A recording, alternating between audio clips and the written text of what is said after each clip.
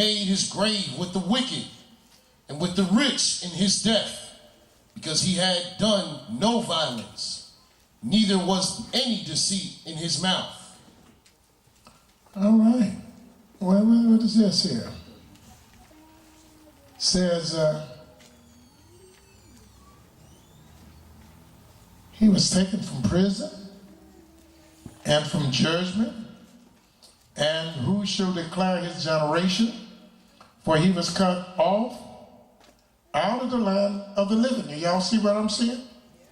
What am I saying? Huh? Somebody say, yeah, what am I saying? Hello? Everything he's speaking of is past him. How can this be JC, who was never born? Look in verse 7. He was oppressed, and he was afflicted, yet he opened not his mouth. He is brought as a lamb to the slaughter, and as a sheep before his shears is dumb, so he opened not his mouth. Verse 8. He was taken from prison and from judgment, and who shall declare his generation? For he was cut off out of the land of the living. For the transgressions of my people was he stricken. How could it be JC? And that's all past tense. He was. And JC was never born. He's talking about, if you read this chapter, some things are in the past tense, present tense, and future tense, because he's speaking of more than one person. Many of our ancestors have died. Many of them have died in Babylon, like Daniel, Hananiah, YisraEL, and Azariah. Many of them have died in America, but they were the ones that were standing in between Yah and you, and Yah and our people. What did it mean? He was taken from prison and he was cut off from the land of the living. For the transgressions of my people was he stricken. How is he stricken? If you go to the book of Ezekiel 22, let me take you there.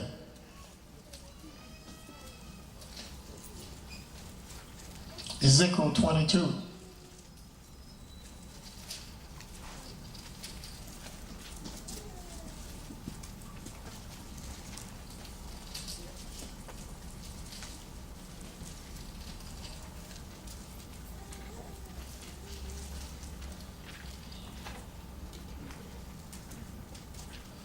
According to Ezekiel, the 32nd chapter, the 22nd chapter rather, notice what it says, verse 28.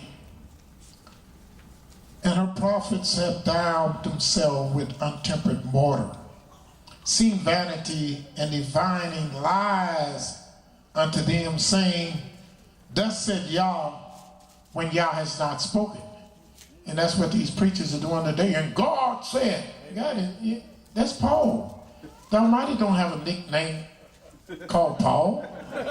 Don't take Paul's words as you're preaching and say, God said. No, that's not him at all. But that's what they're doing. And then it says in the next verse, the people of the Lamb have used oppression, exercised robbery, and have vexed the poor and needy, yea, they have oppressed the stranger wrongfully. And I sought for a man amongst them that shall make up the hedge. Notice, I sought for a man amongst them that can make up the hedge and stand in the gap before me and the land, that I should not destroy it. Why is he looking for it? Because he was going to destroy Sodom and Gomorrah. Because he couldn't find nobody in the land to stand up the gap. Standing between the gap to destroy the land. He couldn't find nobody. But when Noah went down there, not Noah, but when Lot went down there, the Almighty told Abraham, what did he say? He said, will you destroy the righteous with the wicked? Yah said, when I go down to Sodom and Gomorrah, if I find 50 righteous men in the city, I'll spare it for them. Because they're standing in a gap. Because I will not destroy the righteous with the wicked. He broke them down. He said, what if you just find 10 righteous men? He said, if I find 10 righteous men in the city, I'm going to spare it for their sake. Well, Yah has an elect seed in the presence of America today that's standing in the gap. Now, if he couldn't find no one, he would destroy the land. But as long as those righteous are there, he's not going to destroy this country. He will never destroy the righteous with the wicked.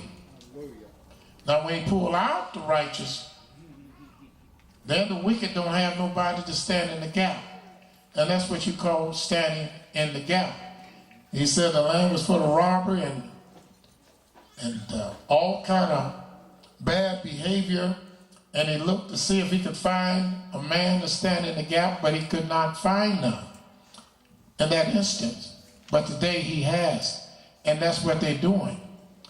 As long as you have these people keeping the Almighty's laws, keeping his commandments, Yahweh is standing between them and the land.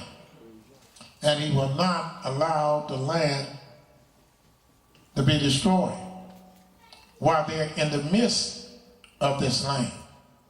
So that's what you talk about when you talk about filling the gap. Ain't that right, Tobiah?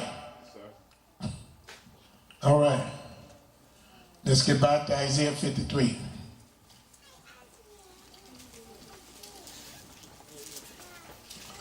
Let's get back to Isaiah 53.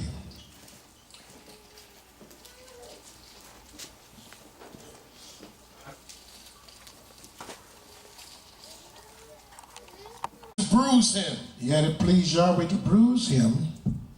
He hath put him to grief. Put him to grief. When thou shalt make his soul an offering for sin. When thou shalt make his soul an offering for sin, he shall see his seed. Well, this couldn't be talking about JC. Said that should please Yahweh to bruise him. He should put him to grief. And that's what he put us to grief. When thou shalt make his soul an offering for sin, he shall see his seed. He shall prolong his days. JC didn't see his seed. He didn't have no children. And he definitely didn't prolong his days, died at 33 years of age.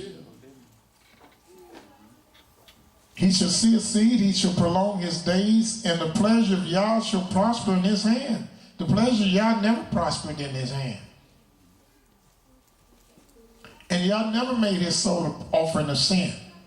But Yahweh said he's going to make Israel an offering for sin. And we go to the book of Isaiah 66. Hold that page and go to Isaiah 66.